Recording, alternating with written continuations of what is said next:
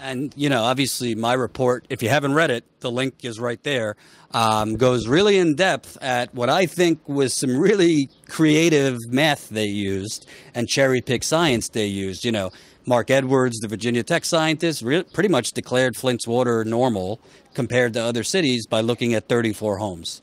There's basically 40,000 I homes. believe that was bull too because Mark Edwards was out here with us. Oh yeah, the water, they've been poisoned and all this. Now all of a sudden the water's fine. Yes, I know because Governor Snyder is paying him now and he's getting money.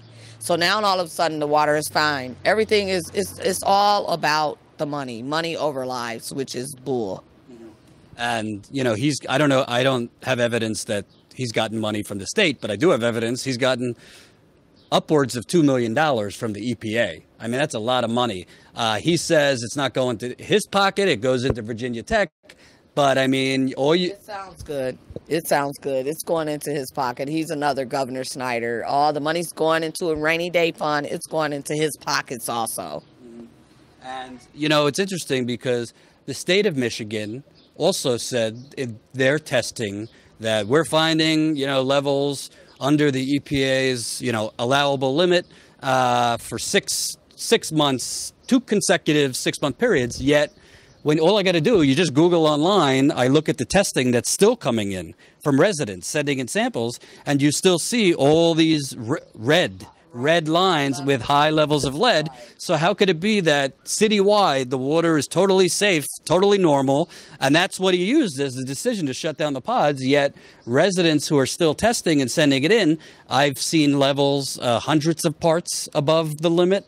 There's also, if you look at the map, there was a mapping done. You could type in your address if you had water tested, your zip code, and it will show you when was the last time your home was tested. It will show you what the lead levels were.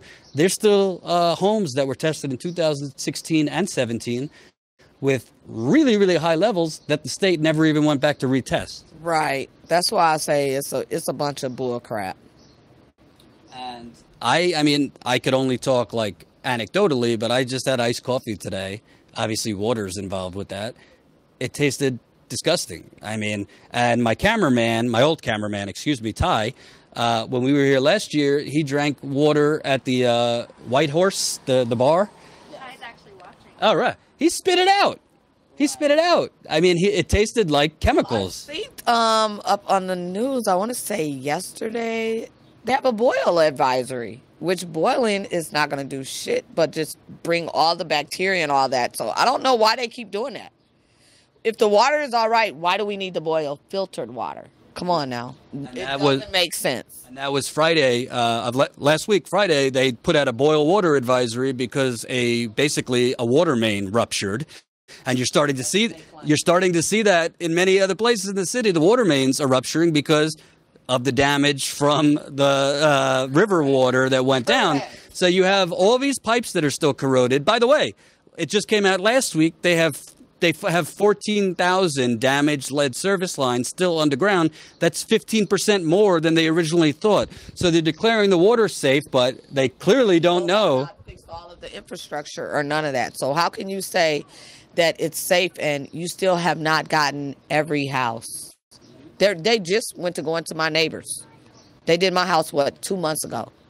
In terms of changing the lead service line? Yes, from the street. I still got my pipes so corroded, but I do not trust them. I still believe there's 1,100 parts per billion of lead still going through my house.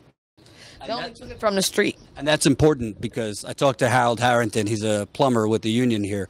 Right. They're changing the lead service lines in the street. They're not fixing the interior plumbing, which is damaged. So tell me, they're just moving it from the street, but what about all of the pipes and my water heater and all of that all of this lead done and everything else done ran through? What about that? And I want to ask you, because you mentioned it's not just lead. They're finding bacteria. There's also other heavy metals. Oh, I have over 80-something pages of everything that's in my water. Some of the stuff I can't even name. One of the things I looked up, they say that they use it for rat poison. Why is that in our water? Something using for rat poison? Why is that in my water? ridiculous. So I know this water, me consuming this water, is what had me miscarry. Them babies could not live through all of the heavy metals, bacteria, lead, all of that. Them babies could not live, and I really do believe that I can never have kids again. But now I'm wondering, my daughter is 19. She doesn't have any kids. Will she be able to have kids?